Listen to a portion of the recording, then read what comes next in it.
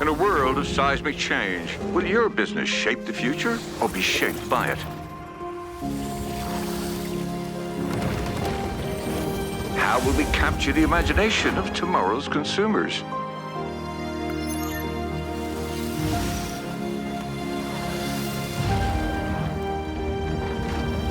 And overcome operational constraints to focus on future growth.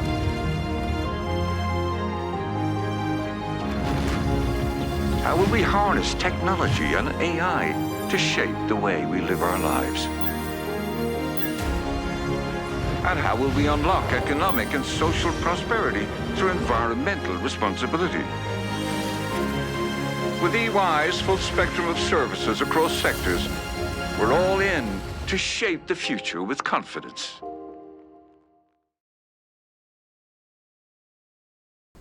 Buenos días a todos, gracias por acompañarnos hoy en este webcast que como EY hemos preparado para ustedes para conversar sobre los programas presidenciales de Janet Jara y José Antonio Kast, especialmente en temas de empleo, en temas de impuestos, inversión, regulación, permisología, desde una mirada técnica, pero también desde una mirada de mercado, de empresa, lo que nos toca ver, ¿cierto?, y conversar con nuestros clientes. Mi nombre es Javiera Contreras, soy la socia a cargo del área de impuestos. Hoy día están junto a mí varios socios del área, Juan Antonio Rivera, socio líder del área de compliance en impuestos, Juan Andrés Perry, que es socio del área de personas, ¿cierto?, tributación de personas en el área de impuestos, Nicolás Brancoli, también socio del área de impuestos internacionales. Junto con mis socios, hoy día la pretensión y la expectativa es poder compartir con ustedes lo que hemos revisado, ¿cierto?, ya de los programas presidenciales que tenemos todos disponibles. Programas algunos bastante extensos, pero no por eso con demasiado detalle. Seguimos todavía en el área de los titulares, no hay un proyecto de ley, como ustedes saben, evidentemente circulando, con lo cual hay cosas que hay que inferir más que concluir. Vamos a partir con los temas laborales. Juan Andrés, vamos a partir con los temas laborales porque creo que lo que se está conversando en el mercado y en todos los debates y básicamente donde uno conversa sobre la próxima elección presidencial, el tema del empleo, el desempleo, las regulaciones existentes, lo que se viene hacia adelante, cómo podemos sacar al país, ¿cierto?, de la situación actual, es siempre protagonista. En ese contexto, Juan Andrés, y considerando obviamente la situación actual, el marco regulatorio vigente, la tasa de desempleo vigente en hombres y mujeres, ¿cómo crees que va a avanzar la candidata Jara en estos temas para poder revertir la situación? ¿Qué es lo que ella propone? Si es que sale evidentemente electa presidenta. Muchas gracias, Javi, y hola a todos. Es un tema bien interesante porque fue precisamente el rol de Janet Jara en su rol de ministra del Trabajo la que fue dándole gran parte de la visibilidad que ella tiene, y me gusta decirlo de cierta forma, fue su rol en el Ministerio del Trabajo lo que convirtió a Janet Jara en Janet Jara. Es ese rol con el que se le identificó en las primarias, es el rol con el que se identifica en la primera vuelta, y si miramos lo que fue su gestión en el Ministerio del Trabajo, apuntó mucho a los avances laborales desde la perspectiva de una mayor regulación laboral. Si miramos lo que fue el periodo de ella, es el periodo en el cual finalmente el Congreso aprobó la ley de las 40 horas, la ley Carin, últimas leyes de incremento del ingreso mínimo, la ley de conciliación entre vida personal, familia y trabajo, y la reforma previsional. O sea, si miramos así, han sido muchísimos cambios normativos laborales y donde el foco ha estado precisamente en buscar una mayor protección del trabajador, un mayor bienestar, desde la vereda de una mayor regulación. Y eso ha generado todo tipo de discusiones, desde la vereda de que esa es una forma, en el fondo, bien encaminada de ir logrando la protección laboral, pero también genera, y en este momento más que nunca, el debate de si se está logrando la protección cuando hay tanto desempleo, cuando hay tanta falta de productividad, cuando hay tantas dificultades de crecimiento. Entonces, si miramos lo que es su programa, en su programa siguen habiendo evoluciones en materia de más regulación laboral. O sea, por una parte, uno de sus focos es este ingreso vital que se está buscando, que viene a ser una figura distinta del incremento del ingreso mínimo, es un concepto que apunta más a la dignidad, en el fondo a este trabajo decente, que fue parte de lo que se discutió en los procesos constitucionales. Está en el fondo el ir avanzando hacia una nueva forma de capacitación laboral y de inserción laboral. Ahí hay un tema vinculado con desempleo, pero también hay temas importantes en materia de más regulación laboral. Está la posibilidad de empezar a avanzar hacia la negociación ramal, la negociación a niveles superiores a solo empresa, restricciones en materia de subcontratación, solo como comentando algunos de los temas que podrían significar más regulación legal laboral. Entonces, y ahí, Juan Andrés, solamente, perdona que te interrumpa, pero sí, sobre la negociación ramal, porque ese es como uno de los titulares, ¿cierto?, que quizás asusta más al mercado. ¿Te puede en breves segundos detener en el fondo y por qué da tanto susto la negociación ramal y qué impacto puede tener algo así en nuestro mercado? Bueno, es un tema tremendo, Javi. O sea, viene desde los planteamientos de la OIT, discusiones que hemos tenido. Si vamos a lo que es la figura legislativa chilena y lo que incluso se garantiza a nivel de la Constitución que tenemos, la negociación colectiva que en Chile existe, la negociación colectiva obligatoria, y por años, ha sido la negociación a nivel de empresa. Exacto. Esa es la negociación que uno podría decir que los sindicatos pueden obligar a su empleador a negociar. Cuando pasamos a la figura de la negociación ramal, es una figura quizás más parecida a la que existe en otros países, donde hay movimientos sindicales más fuertes también, en los cuales se negocia, por ejemplo, por un sector completo de la economía, por un sector completo geográfico. Es una figura muy distinta a la que ha existido en Chile. Y claramente es una discusión que se vuelve delicada en el momento en que estamos ahora, donde mucho apunta a cómo se está logrando que los temas laborales de alguna forma se equilibren con necesidades económicas, con necesidades de crecimiento. Es una discusión que hemos tenido siempre. O sea, yo diría que a todos los que amamos el derecho del trabajo, la discusión de cómo se regulan en los distintos países los derechos colectivos, cómo se restringen, si las restricciones afectan o no las esencias, es parte clave de una discusión laboral. Oye, Juan Andrés, ¿y experiencias comparadas de éxito de negociaciones ramales tú conoces? O sea, la verdad es que si uno lo mira así, efectivamente hasta el día de hoy Chile tiene una restricción bastante grande en esta materia, en comparación incluso con países vecinos, donde la negociación ramal ha sido parte de la historia, como que no se consiguen, pero es muy distinta a la realidad. O sea, hay países, por ejemplo, en los cuales es casi imposible entrar a un sector si no es sindicalizándose, si no es siendo parte de una visión colectiva. Es muy distinta a la realidad que hemos tenido históricamente en Chile. Oye, Juan Andrés, o recientemente en Chile, mejor dicho. Y en el caso de los clientes nuestros, en definitiva, cuando miran esto, lo tienen que mirar desde una perspectiva lejana, cercana, acercarse al sindicato. ¿Cuál es un poquito el approach que hay que tener desde hoy día? Porque al parecer la discusión va a estar dando vuelta y por lo tanto la idea es que tampoco se generen tensiones laborales, digamos, en relación a la discusión de este tipo de normas. La verdad es que el tema es bien apasionante y es bien complejo. Y aquí ya incluso nos vamos saliendo un poco de lo que son las posturas de Jara y puedo empezar también a plantear en el fondo cuáles son las visiones que tiene Kast. Cada vez que uno analiza el tema de las regulaciones legales laborales, hay una discusión bien interesante en dónde se está logrando la protección y cuál es el rol que tiene el derecho del trabajo dentro de algo mucho mayor. O sea, aquí ya estoy recordando años mozos cuando fui estudiante, pero efectivamente tanto tiempo atrás, en el fondo, pero mucha de la discusión que se daba en este caso, y estamos hablando de, incluso de no se acuerdan, como la doctrina económica del derecho, en el fondo de cuál es el rol que tienen las distintas ramas del derecho dentro de la economía. Y en el derecho del trabajo, que es un derecho que está inserto en la economía de mercado, que está inserto en la economía globalizada, está la discusión de cuál es el rol de las normas laborales. Si es una protección, entre comillas, en paralelo al crecimiento, a veces una protección en contra del crecimiento, o bien si es una herramienta para lograr crecimiento. Y todos estos temas que estamos discutiendo y los temas que se plantean en los dos programas apuntan a cuál es el rol de la legislación laboral frente a una necesidad actual que tenemos, que es salir de un desempleo estancado, lograr una productividad que de alguna forma no se está logrando, lograr un crecimiento que no se está logrando. Y en eso las normas laborales son claves. La informalidad. Bajar la informalidad. Hay dos fenómenos que se están dando ahora, tres la verdad. Está el fenómeno de la informalidad, está el fenómeno del desempleo, está el fenómeno del subempleo. El fenómeno del subempleo se volvió particularmente crítico porque este es el primer año, y esto lo dicen expertos, en que estamos teniendo prácticamente más desempleados formados que desempleados no capacitados. Y ese tema es bien extremo. Sí. Y cuando pensamos en lo que es la figura del subempleo, es la figura de personas que están trabajando, pero están trabajando por menos de lo que necesitan, por menos de lo que podrían aportar y por menos del rol que podrían tener. Yes. Y esa figura en este momento es bastante crítica porque ya teniendo un desempleo que varía nada en el fondo, los últimos puestos de trabajo, más del 95% corresponden a subempleo. Entonces es un momento en el cual estamos en una situación sumamente difícil. Y quisiera tenerme en eso, Javi. Iban a preguntar algo. No, dale, es que quiero preguntarte algo, pero quiero que termines.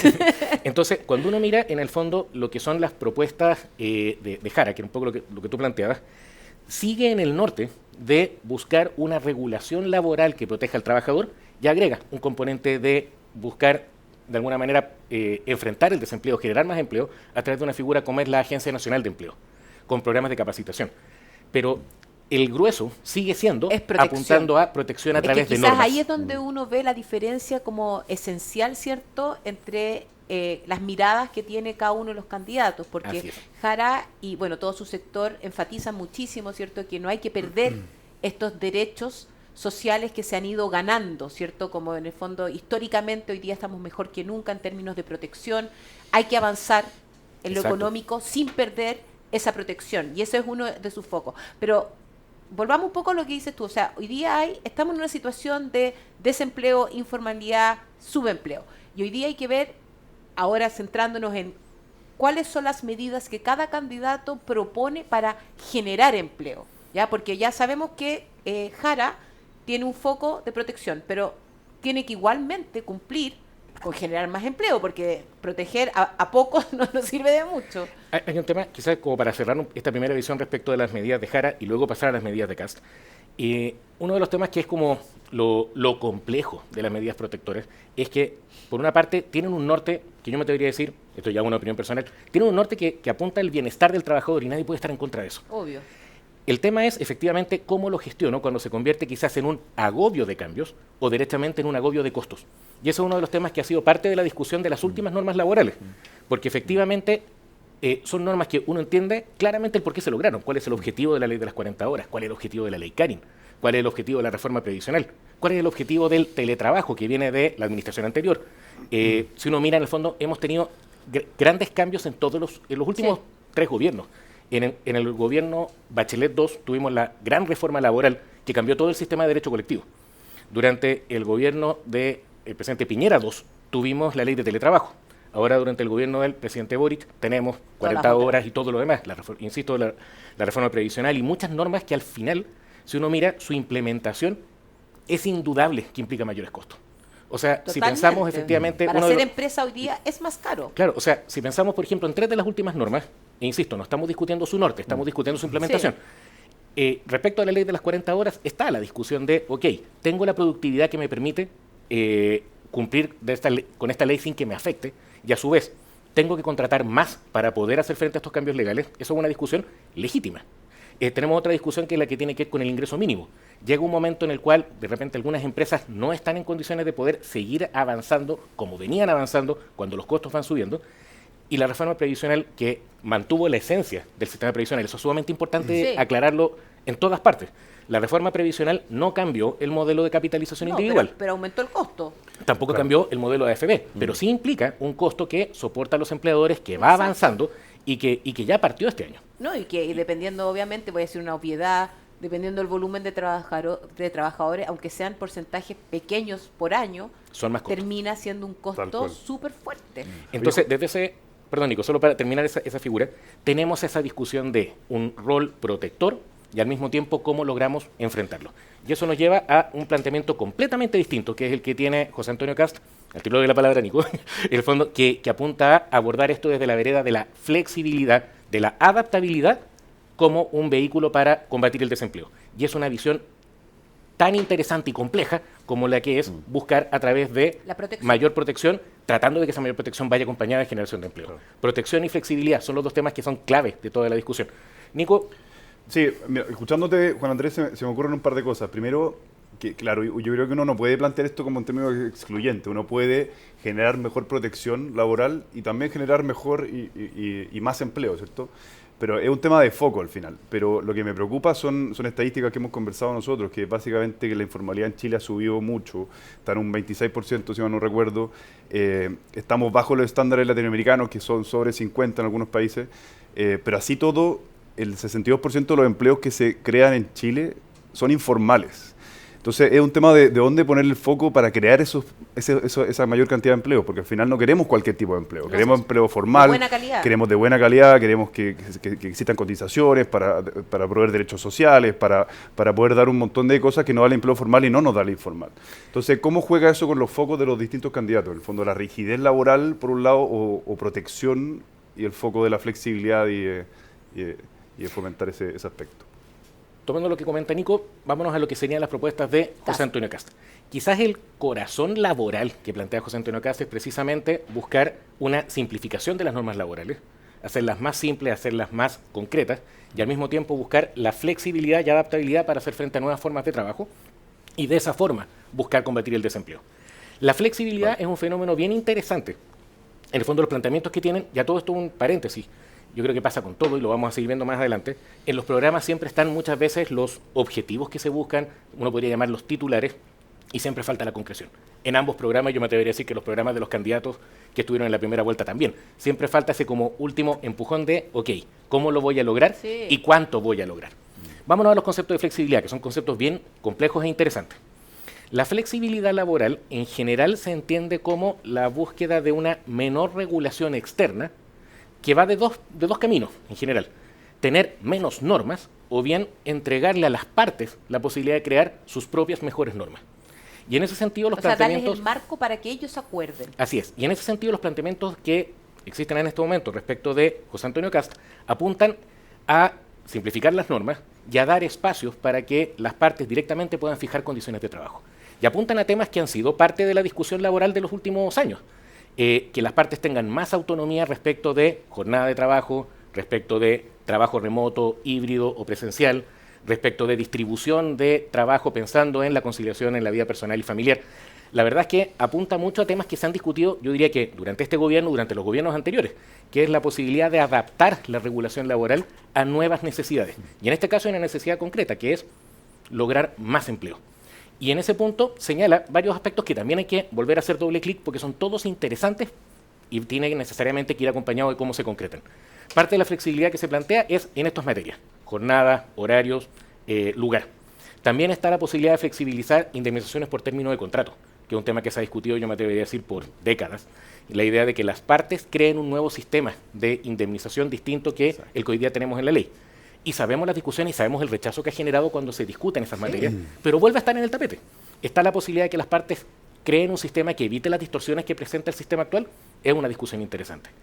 La discusión respecto de tener normas más sencillas y concretas genera el elemento de si eso es o no desprotección, y lo que decías tú, Nico, la creación de trabajo tiene que ser la creación de buen trabajo. Y finalmente hay un tema bien interesante en la discusión de flexibilidad, que es cómo estamos entendiendo las normas que van apareciendo. Y eso es parte también de lo que dice José Antonio Kast, la necesidad de evaluar el impacto de la ley de las 40 horas, evaluar el impacto de la ley Karin, evaluar el impacto de las normas de ingreso mínimo, evaluar el impacto que están teniendo las distintas leyes. Y ahí entra un elemento de flexibilidad que yo creo que es bien interesante, que es el de ver si las leyes que vamos aprobando a nivel de Congreso, a nivel y con el rol de la presidencia, si las leyes realmente están permitiendo abarcar una realidad que nos sorprende todos los días. O sea, ley que sale, ley que a uno ya se le ocurre una situación que quedó fuera. ¿Sí? Y lo hemos visto, insisto, desde la ley de teletrabajo que viene del gobierno anterior. Las normas crean ciertas reglas y nos topamos con realidades en las cuales esas reglas pareciera que o no las tuvieron presentes o quedaron cortas. ¿Y es solo un tema legal o también de interpretación de la Dirección del Trabajo y de las instituciones? Me tienen que avisar porque lo estoy pasando muy bien. Estoy en llamas. El año pasado tuvimos un ejemplo bien interesante en eso, porque fue a partir del entendimiento de la ley de las 40 horas en dos materias. Una que necesitó una ley interpretativa y una ley que poca gente conoce. Este año tuvimos una ley interpretativa respecto de cómo había que aplicar la rebaja de jornada cuando las partes si no habían podido fraccionado ponerse de acuerdo, si era fraccionado o no. ¿Se acuerdan de los 12 minutos del año pasado? Sí. Bueno, hubo que hacer una ley que realmente regula de todo, o sea, una ley que interpreta normas de educación, de distintas materias, y entre esas está la aplicación de la ley de las 40 horas de cómo se aplican las rebajas cuando las partes no pudieron ponerse de acuerdo. Fue necesaria una ley interpretativa. El año pasado tuvimos una discusión en la cual la interpretación captaba o no lo que decía la ley. Y cuando hablamos de la interpretación del artículo 22, inciso segundo, los trabajadores exceptuados, la interpretación fue, en ese momento, sumamente restrictiva, al punto que la CPC pidió que se revisara porque se consideraba que iba más allá de las propias restricciones legales. Y afectó empleabilidad, porque efectivamente hubo organizaciones como Chile Mujeres que dijeron que una interpretación así de estricta estaba afectando la empleabilidad femenina. ¿Qué es lo que ocurrió? Finalmente, en agosto del año pasado, la interpretación de la autoridad se hace mucho más amplia.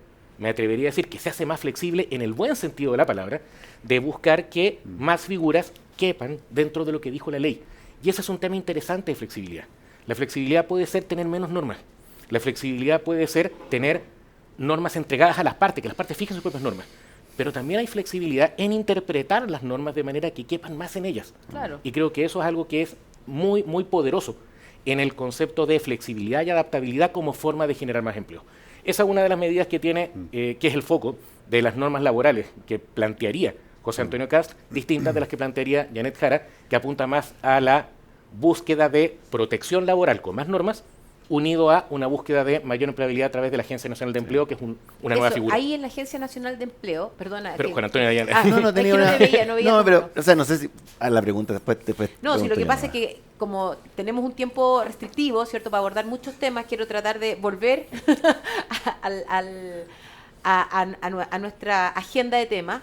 Solamente quería detenerme en la Agencia Nacional de Empleo y el sueldo vital de los 750.000, ¿cierto? Que Jara ha propuesto. ¿Cuál es tu opinión sobre esas medidas, ¿cierto? Como para lograr mayor empleo, sin generar, como estábamos hablando, todas las otras complejidades que podrían venir? Son temas bien potentes y ya han tenido muchas interpretaciones. O sea, muchas de las cosas que yo quisiera comentar acá no las dije yo, en el fondo son las cosas que han ido diciendo muchos expertos. Respecto de la medida del ingreso vital, que apunta a 750.000 pesos, igual es un crecimiento bastante grande. Pensemos que el ingreso mínimo va a volver a subir en enero a 539.000 pesos. Acá estamos hablando de un crecimiento que busca que durante la administración de Janet Jara, si ella ganara la presidencia, se buscaría llegar a 750.000 a través de 3 vehículos. Un vehículo es seguir aumentando el ingreso mínimo, otro vehículo es subsidio a las empresas y una tercera figura es una transferencia directa al trabajador que no logra llegar al monto al que tiene que llegar. Y aquí, ¿qué es lo que han dicho los expertos? Que la discusión del ingreso mínimo o del ingreso vital o incluso de la compensación digna es indispensable.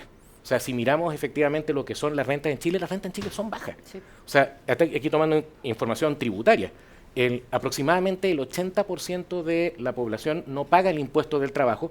¿Por qué? Porque está bajo el monto que empieza a tributar. O sea, estamos hablando de que bajo 900.000 pesos y de ahí vamos al promedio, que es considerablemente más bajo aún, y estamos hablando del 80% de la población. O sea, estamos hablando que de 900 hacia abajo está el 80% de la población. Imagínense el promedio que hay ahí. Sí. Entonces, la discusión de mejorar las rentas es indispensable. Lo que se agrega a la discusión es, ok, ¿y con qué factores? ¿Cómo? ¿Dónde están los factores que de alguna manera apuntan a una visión valórica, a una visión ideológica?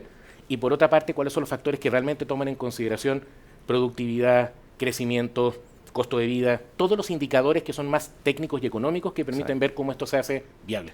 Entonces, ese es un tema bien complejo en esta búsqueda del ingreso vital, porque, insisto, todos dicen el norte de que las compensaciones mejoren va a ser siempre el norte correcto. Sí. El tema es cómo lo logramos para poder hacerlo y que no se generen más problemas. Y respecto de la Agencia Nacional de Empleo, también los expertos han dicho que es una buena idea en el sentido en que se unifican esfuerzos para ir logrando identificar dónde están las necesidades, a nivel incluso de regiones, dónde están las necesidades de empleabilidad y cuáles son las competencias de las personas que están disponibles buscando trabajo. ¿Dónde está el tema? Que tiene que ir acompañado de políticas concretas y efectivas en materia de capacitación. Ahí el programa de Jara tiene políticas. Busca aumentar la capacitación, sobre todo para la empleabilidad de las personas con discapacidad. Busca mejorar los beneficios tributarios asociados a capacitación. Pero al final del día, y esto es un tema que comentábamos ayer con todos, al final del día la clave siempre va a ser educación. Necesitamos tener educación. Y ese tema de educación también es clave para abordar la flexibilidad que apunta José Antonio Kast.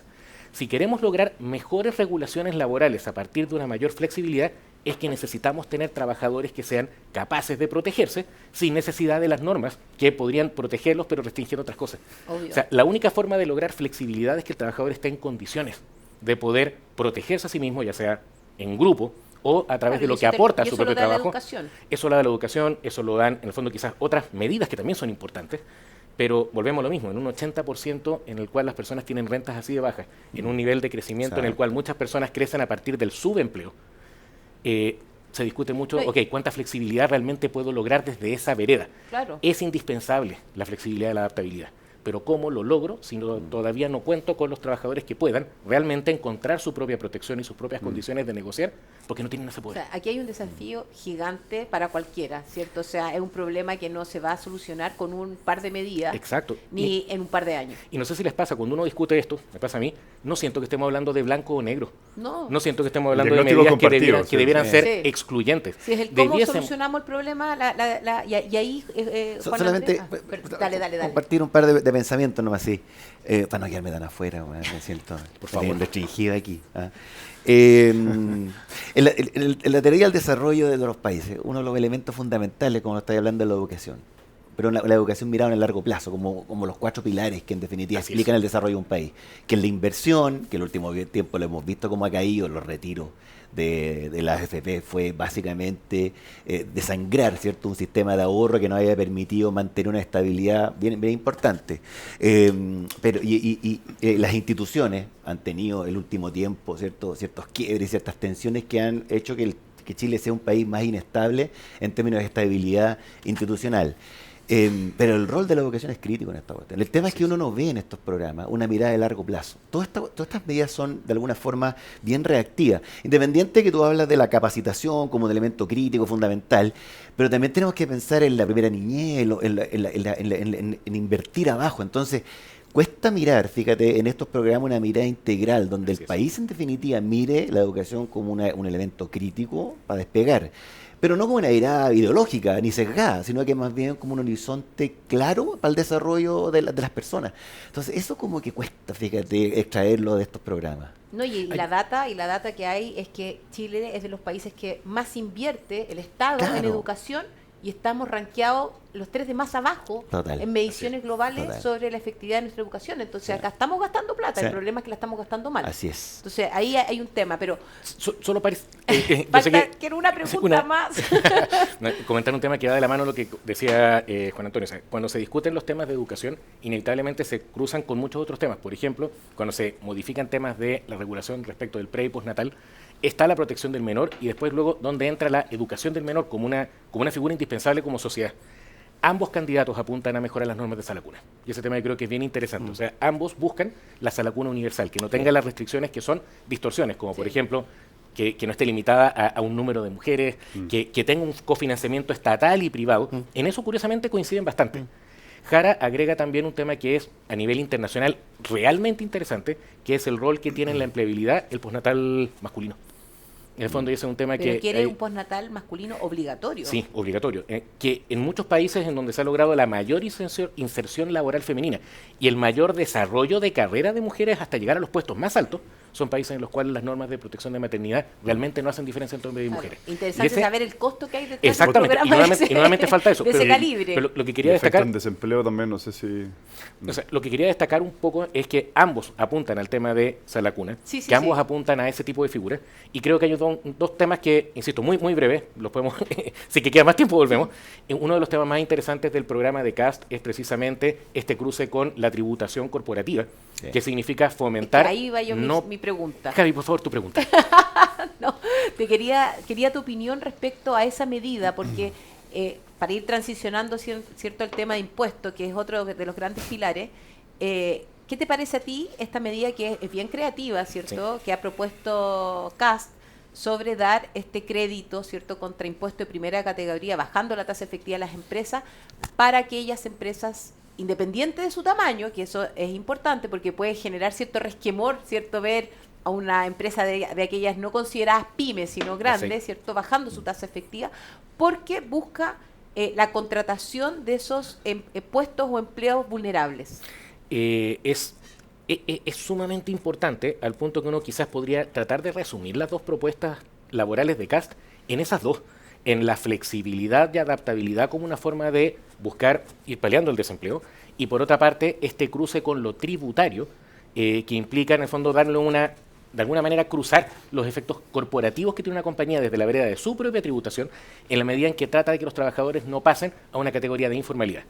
Se supone que este va a ser un sistema de créditos Sí. en los cuales los empleadores, a partir de lo que pueden informar en materia de remuneraciones y de cotizaciones Cotización, previsionales, porque parece que la de- cotización es la la cotización es la clave. clave, puede ir bajando su promedio a aproximadamente un 20%. ¿Dónde está el tema? En cómo lo logras, en cómo lo mides, en cuáles son los resultados que estás Total. buscando. O sea, hay una forma de implementación que hace que sea una muy buena idea, pero que ya muchos expertos digan cómo. Sí. Pero son los dos grandes elementos interesantes de las propuestas de Castro.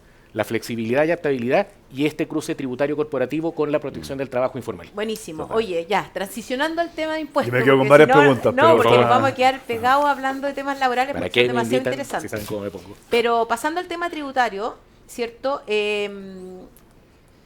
Ambos candidatos, ¿cierto?, quieren eliminar algunos impuestos, se centran en exenciones. A mí me gustaría que tanto Nico como Juan Antonio nos dieran su mirada, ¿cierto?, respecto a los pilares Sí. de ambos programas en temas tributarios. No sé quién va a partir, ahí Pues usted... déjame comentar un poquito. O sea, la verdad es que la discusión en Chile de impuestos ha estado de hace muchos años puesta sobre la mesa, digamos. También es claro que Chile se ha puesto un poco más caro que otros países en términos tributarios. ¿Sí? Cuando uno analiza números macroeconómicos y no sé, pues se va a la teoría del Laffer, donde en definitiva el momento en que los impuestos empiezan a perder fuerza para efectos de incentivar el desarrollo económico y al final aumentaste tanto los impuestos que empieza a recaudar menos, termina chocando y esas tensiones terminan generándose. Como dice el poeta Arjona, hay que encontrar el punto exacto donde explotas a la mar.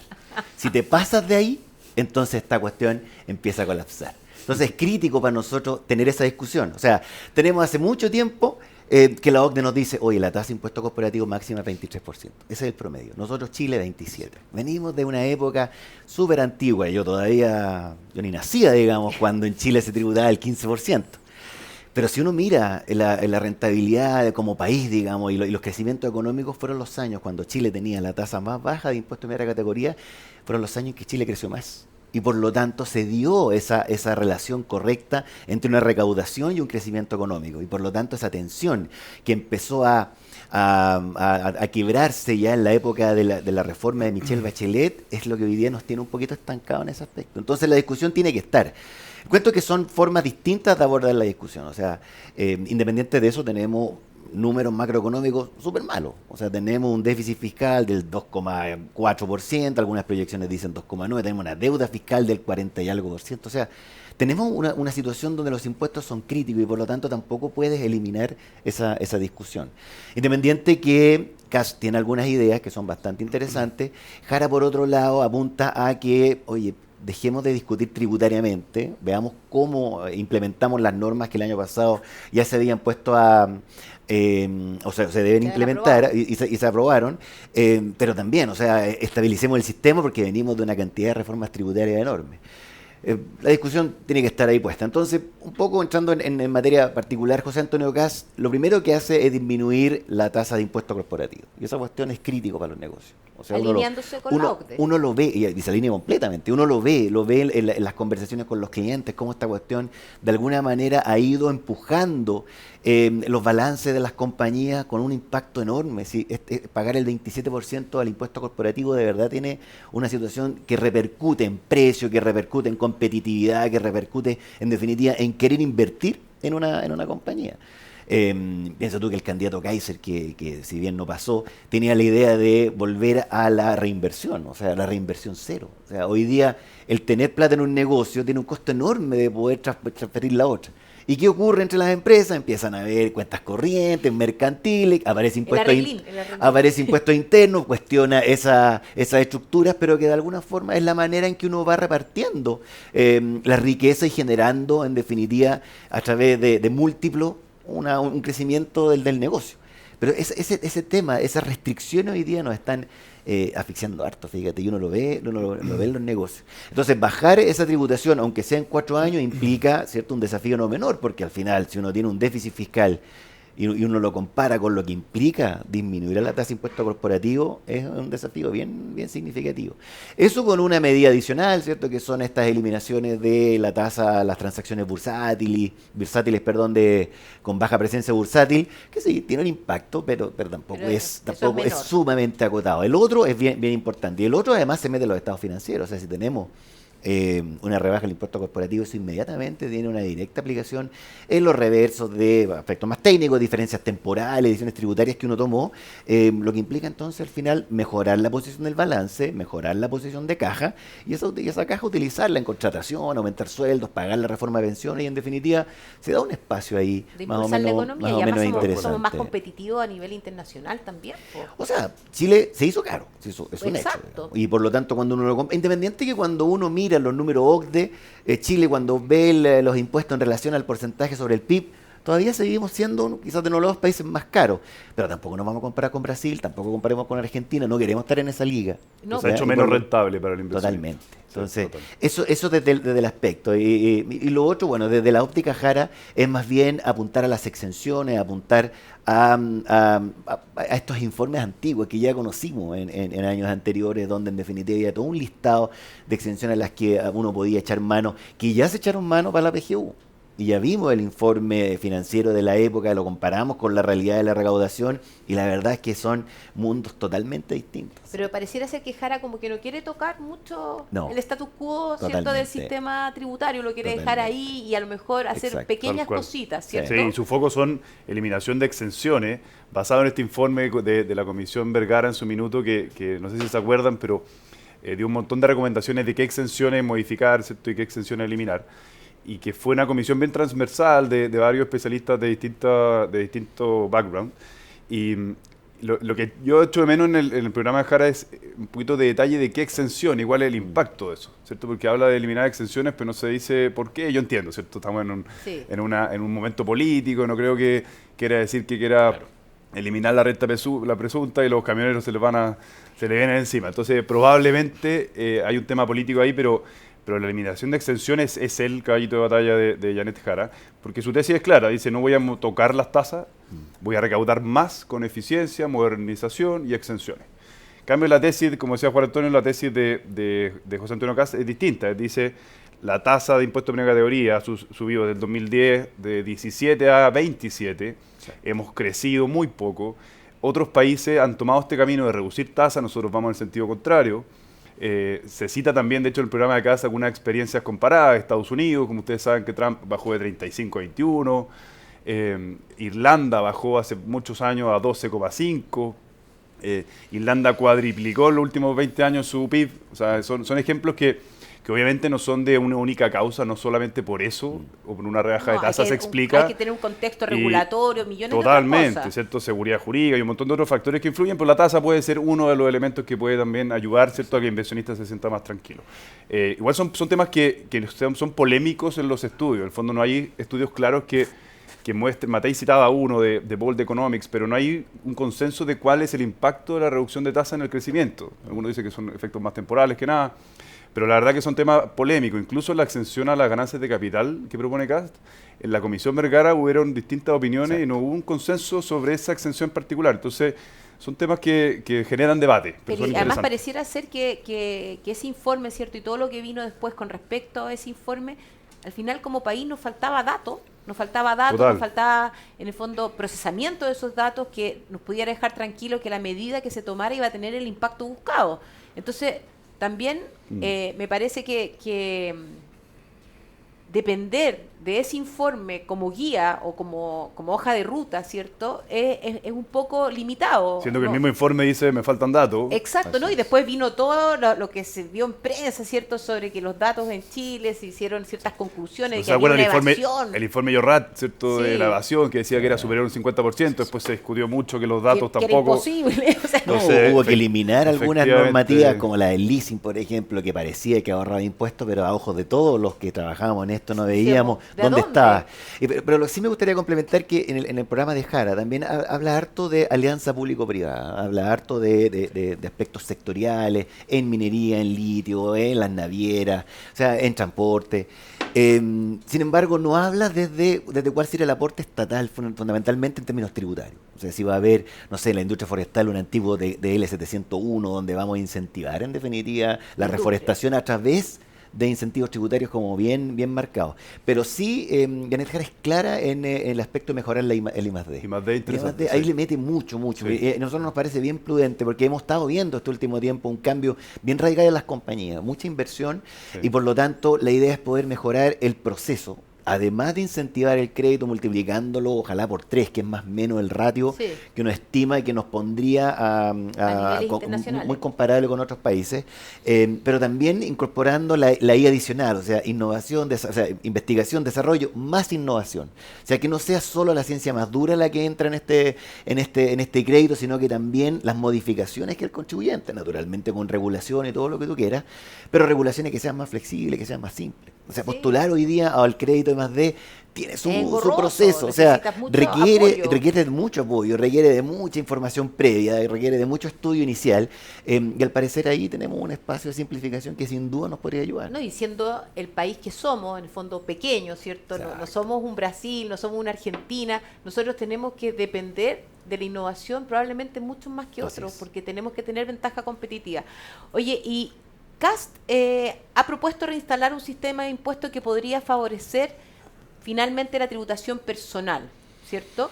Y Jara, como ya dijimos, se centra más bien en recaudar vía eliminación de exenciones y Tal que cual. sus medidas no van a afectar ni para bien ni para mal a las personas. No sé, Nico, ¿qué te parece a ti lo que está proponiendo Cast y que podría impactar a las personas?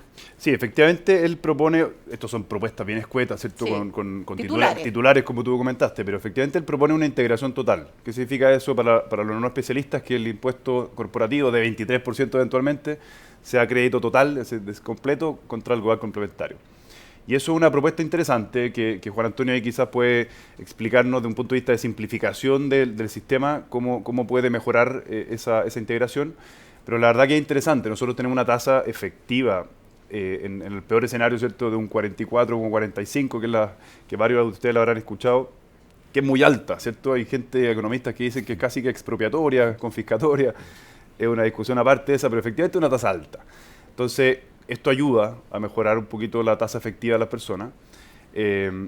Por el lado de Jara no propone cambios estructurales en este sentido, sino que se enfoca de nuevo en modernización, fiscalización, exenciones.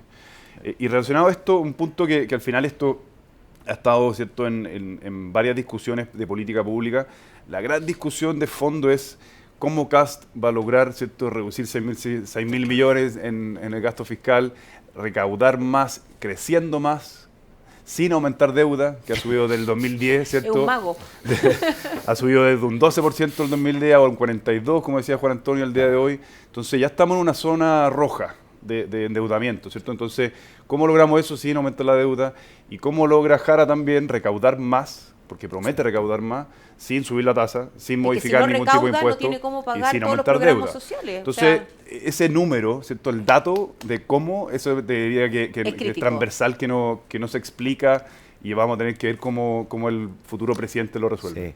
Sí, o sea, el tema de la integración en la conversación, ¿cierto?, con los directivos y los dueños de empresas chilenos es crítico. Esta cuestión de poder, a través del mecanismo directo, utilizar toda la tributación de la compañía, era la clave nuestra de diferenciación respecto a otros países. O sea, la posibilidad de dejar las utilidades en la sociedad y que eso no tuviera un costo significativo y que permitiera contratar, invertir, modificar tecnología y luego cuando esas platas rentaran, llevárselas y tributar finalmente, era crítico. Hoy día hago ese ejercicio y resulta que hay una penalidad del 35%. Es muy grande, es demasiado. Y eso lo hemos visto desde el inicio, que tuvo un impacto pero significativo en la inversión. Muy grandote. Ahora, en términos de lo que está ocurriendo, ambos candidatos sí apuntan a una situación que hace tiempo se venía discutiendo en Chile, que eran las transferencias directas. O sea, Cast apunta a una suerte de ingreso negativo o impuesto negativo neto, que implica entonces que si la persona tiene una renta baja, el Estado, a través de la declaración de impuestos, le devuelve parte de tributos. Y un impuesto negativo implica entonces que yo tengo una suerte de subsidio como persona natural. Esa es una idea que está enmarcada ahí en esa, y también la traía Evelyn Matei en su Sí, la programa. propuso Brioni en su minuto, me acuerdo. También, Sí. si esta idea, incluso el presidente Lagos en su momento establecía algo muy similar. Si esta discusión ha venido hace mucho tiempo. El tema es tener la voluntad política de que esta cuestión ocurra. Y lo otro es, por el lado de Janet Jara, ha empezado a recoger, ¿cierto? Uno ha visto estos acercamientos al sector más del candidato Parisi, donde está la posibilidad del famoso IVA a los remedios. Y por lo tanto, lograr a través también de transferencias directas mediante una devolución mensual o mediante una suerte de declaración anual, que el IVA pagado en los remedios para cierto grupo de personas en nuestro país, bueno, se devuelva. Eso tiene todo el sentido. Y fíjate que abarata el costo. Todos sabemos que a nivel de las personas mayores el costo en salud es significativo. Que eso tenga un 19%, bueno. La mecánica ojalá sea a través de reintegro y no a través de exenciones, porque romper la cadena del IVA en Chile tiene un costo enorme, es sumamente complejo, genera entonces probabilidades de ilusión y evasión. En cambio, si esto vuelve completamente a la persona, es mucho más simple. Entonces, capaz que volvamos al mecanismo antiguo, ¿cierto? Ese de la tomboleta, donde obligatoriamente tenéis que recibir la factura y por lo tanto si compras el remedio en la feria libre no vas a tener el derecho, Claro. si lo compras a través del mercado formal vas a tener derecho al crédito. Igual la discusión de fondo de la tributación personal, hay un tema que no se discute, nadie lo quiere discutir, que es quién paga impuestos en Chile, ¿cierto? Que nosotros estamos muy alejados de la realidad OECD o de otras realidades de otros países donde 3 de 4 personas no pagan impuestos. Y eso hay varios candidatos o técnicos, más que candidatos, técnicos y economistas que han dicho que eso deberíamos, en el fondo, que modificarlo y que se pague poco, pero se pague algo, ¿cierto? Entonces, eso nadie lo ha tocado todavía. Algo de este impuesto negativo yo creo que tiene que ver con eso, pero la verdad que para un pacto fiscal, como se quiere decir ahora, para una discusión tributaria seria, yo creo que eso sí o sí hay que hacerse cargo en algún minuto. Claro, es que va de la mano un poco con lo que hablaba Juan Andrés antes, o sea, cuando tenía el 80% de la población recibiendo un sueldo que es bajo los 900.000, la discusión y la voluntad política, ¿cierto?, de poder cual. imponer ahí algún tipo de tributación se complejiza. Además, hay Sí. que ver todas estas medidas, en el fondo, si van a tener espacio, ¿cierto?, en el Congreso, porque tampoco el Congreso quedó con la conformación quizás esperada, ¿cierto?, por el candidato Kast. Entonces va a tener que negociar probablemente las medidas y puede ser que le resulte la tasa y no la integración, ¿cierto?, y no puede hacer todas las medidas que quiere. ¿Y cuáles son las más importantes? Al final va a tener que priorizar y negociar, y ahí es complejo porque también por el lado de la integración está todos los beneficios de simplificar el sistema, más allá de lo económico, que ya es un beneficio súper importante, ¿cierto? Entonces, ahí va a ser súper interesante ver cómo funciona, cómo se va desarrollando la discusión. Y en términos de institucionalidad, ¿cierto?, servicio de impuesto interno y cumplimiento en general, porque hemos tenido reformas que se han enfocado en el cumplimiento tributario, en la evasión, en la elusión, etcétera, y tenemos instituciones que quizás han funcionado hasta cierto punto, no en su mejor performance, ¿cierto?, pero están. Entonces, ¿cuáles son los temas que ustedes ven en ambos programas que podrían ser relevantes respecto a cumplimiento e institucionalidad? Por favor. O sea, estuvimos revisando, de alguna manera, todavía son bien titulares y bien desde arriba, pero todos buscan fortalecer de alguna forma el combate contra la evasión, contra la elusión. O sea, eso es como el foco que va a estar dado. El desde. Ese es el mínimo. Y hoy día uno está viendo a nivel de impuestos internos una estrategia de salida a fiscalización muy importante que de alguna forma se sustenta, ¿cierto?, en todos estos procesos. Hay que todavía mirar cómo se sienta la reforma que recién aprobamos, que apunta a la evasión y a la elusión, apunta a combatir la informalidad, y por lo tanto hay un proceso también de maduración de esa normativa que estamos recién mirando. De hecho, aprovecho de comentarle a nuestros clientes que apareció una resolución que es la 154, bien escondidita, que impone ciertos cambios a la emisión de la guía de despacho y a las facturas, y por lo tanto hay información adicional que hay que meter ahí. Por lo tanto, sistémicamente hay que hacer algunos cambios, por lo tanto, acérquese a su asesor. Si es igual, probablemente ya se acercó a usted, pero la idea es que puedan anticipar ese proceso. Entonces, en ese aspecto, eso es lo que uno ve, ¿ya? Como un ataque muy fuerte a la evasión, a la ilusión. Claro. Independiente que CAS apunta un poquito trayendo algunas ideas de otros candidatos a generar integración de algunas de las agencias que tenemos en Chile. O sea, tenemos impuestos internos, tenemos aduana, tenemos tesorería, que de alguna forma, ¿cierto?, en una reducción del Estado pareciera prudente evaluar la integración, la fusión de ese tipo de entidades. ¿Qué implica eso?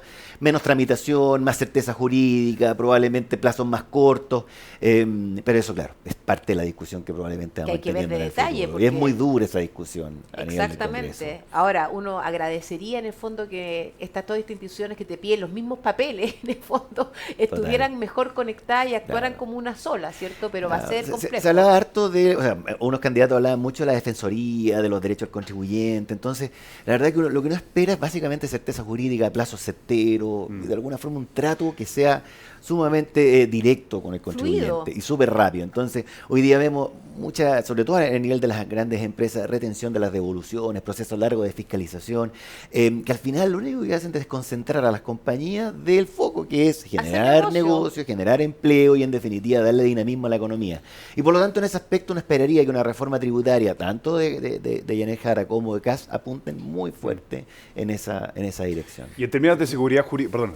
No, ¿en serio? No, muy brevemente, Javi, desde la vereda de las instituciones laborales y pensando en los programas de ambos candidatos, también hay un elemento, ambos apuntan a temas que implican de alguna manera reformular las instituciones.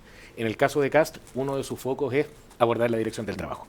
O sea, ha dicho que le interesa ver efectivamente si, o sea, revisar sus pronunciamientos, revisar su carácter, si está cumpliendo. Todo esto tiene que ver también con la visión en conjunto de su programa, se está cumpliendo con el carácter más técnico, menos quizás... Ideologizado. Exacto, y de alguna forma ese tema también se ha cuestionado por algunos expertos de, ok, ¿qué significa eso?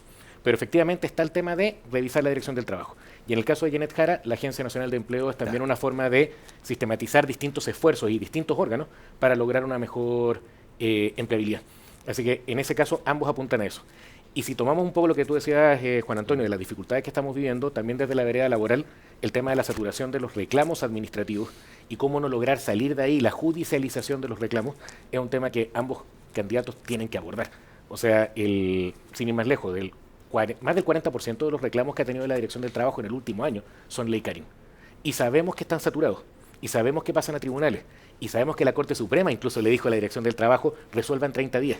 Es un tema que está bastante... No, hay un cuello de botella y en el fondo Total. se entregó una norma al mercado que Claro. ha sido imposible al final de aplicar. Entonces genera toda la tensión entre empleador y colaborador para luego no poder resolverse. Exacto. Entonces al final es complejo haber puesto eso. Y genera este tema de que, o sea, toda norma tiene que pensar si está logrando el objetivo que busca. Y no lo está Y es logrando, parte porque de lo está que ahí hemos visto. cuello de botella. Exacto. Nico, te tú interrumpí. querías Sí, muy aportar. corto, razón del tiempo, cortito un comentario a propósito de la seguridad jurídica que comentaba Juan Antonio.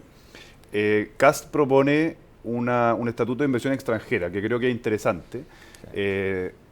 Ustedes recordarán nuestro antiguo decreto Ley 600, que fue una herramienta que sí, la verdad que los inversionistas nosotros veíamos que lo valoraban bastante. O sea, muchísimo. Muchísimo. Otros países, la verdad que también lo han hecho. Perú, sé que Panamá lo está discutiendo ahora. Hay países que están usando esta herramienta de nuevo como un elemento más para dar tranquilidad al inversionista.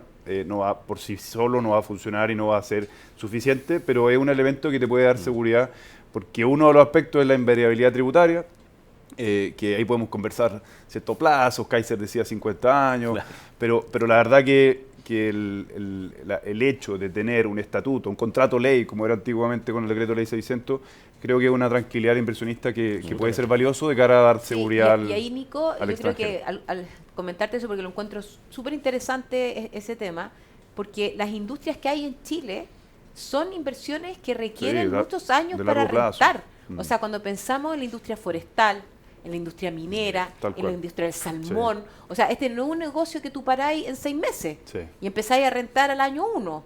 Entonces, para un inversionista extranjero o local, porque además aparentemente la propuesta de invariabilidad favorecería, a diferencia del antiguo DL600, a nacionales y extranjeros, Sí. que yo creo que es una buena medida, Sí, ¿cierto? Porque 100%. necesitamos equidad en ese sentido. Dada el tipo de industria que tenemos, como que pareciera ser que en este país sí hace sentido tener algún tipo de invariabilidad. Hay que ver, como decís tú, en los años 50 me parece una locura, ¿cierto? Pero quizás 10, 15, 20, hasta ahí quizás podría Sí. ser beneficioso. Y además, si tú ves el contexto de la cantidad de reformas Nos que ha encantan habido las en el reformas último tributarias. tiempo, cualquier entonces, inversionista que Hace mira algún tiempo Chile, llegaron para quedarse. ve 9 reformas Sí.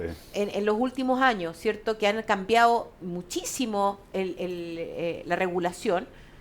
¿Cómo puede armar ¿Qué tasa un pongo en mi modelo financiero? Claro, ¿cómo Exacto. hago el modelo Tal cual. financiero? ¿Cuántos escenarios hago? Sí. ¿Cierto? Porque tengo que calcular que cada 4 años cambia el color político y por ende me va a cambiar toda la regulación. Así es. Entonces no tengo forma, ¿cierto?, de decir, ¿sabes qué? Voy a apostar a Chile porque esto es más o menos la rentabilidad que me da Así comparado con Perú Así es. o comparado con cualquiera Sí. que nos compita. Y esos en estas países lo están industrias. haciendo, están Exacto. ofreciendo estos. Entonces yo estos creo contratos. que ese es un tema importante y solamente retomando el tema del local y extranjero, de la invariabilidad, que me acordé cuando estabas mencionando lo de la integración, ¿cierto? Que la desintegración ha dejado también a los nacionales en una situación de inequidad Total. frente a los extranjeros, porque los extranjeros, muchos de ellos, dado los cantidades de tratados de doble tributación que tenemos, siguen pagando Pagan menos que- 135 sí. y el chileno paga 44 o 45, entonces hay uno dice, pero ¿cómo es esto? Entonces ahí esa reforma quedó mal hecha en ese sentido, ¿cierto? Entonces ahora ojalá cuando se piense en reforma se ponga en igualdad de condiciones a los que se atreven a apostar por su propio país y no solamente Así es. atrayendo Que es lo que inversión queremos como país, extranjera. ¿cierto? Obvio. Absolutamente, sí. Entonces, oye, ya nos quedan pocos minutos y como para ir cerrando solamente, y esta es la pregunta del millón, se van a quedar algunas cosas fuera de la agenda porque tenemos De que todas terminar a las maneras. 10.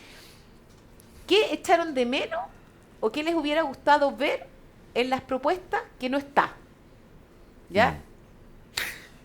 O sea, yo creo que a esta altura, la verdad, todavía falta la bajada, que es Sí, un poco más el dura, proyecto. como diría, no es viernes, pero el destilado de esta cuestión. ¿Cachai?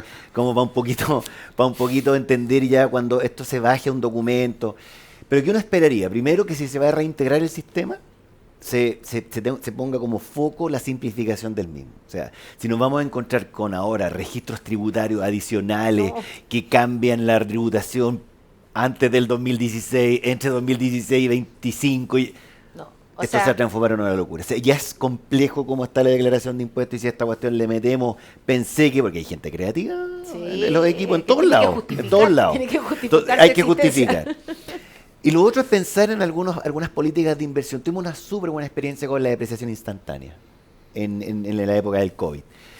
Quizá no tan buena experiencia en la fiscalización de la depreciación instantánea hoy día, digamos. Claro. ¿Ya? Pero como idea, rebajó impuestos, significó un incentivo a la inversión y por lo tanto se conecta eso con la traída de capitales, con la certeza jurídica y en definitiva asegurarle que peso invertido se reconoce rápidamente como depreciación y sobre todo actualizar. Tenemos un sistema de depreciación que viene del año 2002. Tenemos vida útiles que vienen de esa época. Entonces, Claro. no se ha modernizado ese aspecto y hay mucho que hacer. Todavía tenemos empresas con la problemática de la corrección monetaria dentro de los balances. Balance IFRS, tributariamente aún con corrección monetaria. Todo eso es corregible a nivel de los impuestos personales. esa simplificación Pero es la palabra. simplifica. Por algunos incentivos particulares a ciertas industrias. Se eliminó tiempo atrás el beneficio del crédito de empresas constructoras, que tuvo un impacto directo en esa industria. La industria hoy día lo extraña porque saben que proyectos se bajaron, que financieramente no rentaban, porque gran parte del beneficio era este crédito. Y hoy día sencillamente no está. Y uno ve cómo el mercado ha ido cayendo. Entonces, en ese aspecto, esos son más bien, yo te diría, lo Algunas que herramientas. echamos de menos. Sí. A mí, Nico. bien corto, creo que lo que más me preocupa que no veo es, en el fondo y en simple, cómo como país gastamos menos de lo que ganamos. Yo creo que eso no está resuelto, no está explicado y me preocupa en el fondo la bajada de esos dos programas en ese sentido. Y lo otro punto importante creo que es la formalidad, lo que conversamos hace un minuto. Creo que si con esta excepción quizás del 20% de CAS, de la tasa efectiva, creo que no estaba cubierto de la forma que Suficientemente debiera abordado, abordarse, porque la verdad que es un tema que me preocupa, que sigue creciendo la informalidad y no estamos resolviendo un problema que es grave y que nos complica desde todo punto de vista de política fiscal, política nacional. Y desde el punto de vista laboral, ¿cómo se va a abordar desde la vereda regulatoria y desde la vereda de creación de empleos la irrupción de la inteligencia artificial? O sea, creo que es un tema buen que tema, sí. es Sí. tremendo y ¿qué es lo que pasa? Hay distintas formas y lo hemos discutido con muchos. ¿Cuál va a ser el rol de las leyes? Y no estoy hablando solo de las leyes laborales, de todas las leyes. Si las leyes van a apuntar a integrar la inteligencia artificial, potenciarla, acompañarla con educación, volvemos a lo mismo. Sin educación esto no va para ninguna parte. O bien van a apuntar a proteger a los que vayan quedando fuera. Hay un concepto durísimo que ocupan expertos en transformación organizacional y personas, y es en el fondo la pérdida de relevancia. Van a haber cargos que pierden relevancia, van a haber competencias que pierden relevancia. Todos los días vemos los estudios de los trabajos que desaparecen, los trabajos que ni siquiera imaginamos que van a existir. ¿Cuál va a ser el rol de la regulación laboral, de la interpretación laboral, de la educación, de la capacitación y de todos los aspectos de la sociedad, teniendo en cuenta que la inteligencia Sí, porque no artificial nos está podemos acá? quedar pegados en Así que es. Proteger a aquellos que no se suban a este carro, ¿cierto? Exactamente. Porque es imposible de parar. Tal cual. Entonces, y sí. necesitamos utilizarla, evidentemente, para mejorar productividad, ser más competitivos, ¿cierto? En el mercado internacional, Absolutamente. exportar conocimiento. Entonces, estamos realmente en un momento bien crítico en que se están moviendo demasiadas piezas, ¿cierto? Así que cualquiera que salga el 14 de diciembre tiene una tarea titánica Así es. en muchos aspectos. El 16, porque si hay el 14 no... O el 14. Es el 14. Ah, el 14. Se trata de ir el 14, porque el 16 Ya no vas a llegar, ya no te vas va a Va a poder ser votar. nulo, blanco. Sí. Claro. Ya, tengo un tema. Era el 16 de noviembre, 14 de Ya, diciembre, es, ya, gracias. para recordarles a todos cuándo hay que ir a votar. Así que mira, quedaron algunas cosas en el tintero como la regulación que hay, Sí. la cantidad de La regulaciones. permisología, que es un temazo que no Sí. alcanzamos, La pero la permisología, verdad que la verdad es que hay propuestas bien diferentes en ambos candidatos de cómo resolver la permisología. Lo que sí sabemos del mercado, solo para ir cerrando, es que esto o se arregla Claro. o realmente es imposible hacer empresa en Chile. Necesitamos que los procesos sean transparentes, rápidos, claros, ¿cierto? Y ahí hay un montón de trabajo por hacer, así que hay que desearle suerte a quien salga. Que lo acompañe el Congreso, ¿cierto?, en la agenda que se acuerde. Y bueno, y ahí vamos a estar todos expectantes el 14 de diciembre, así que ojalá, Eso. ya nos vamos despidiendo, ojalá haya sido interesante esta conversación y cuando tengamos candidato electo, proyecto en mano, podremos nuevamente tener una nueva versión, ¿cierto?, para discutir ya cosas De todas maneras. de detalle. Y si alguien necesita tomar alguna de las ideas que se han dicho hoy día acá, estamos disponibles. Totalmente.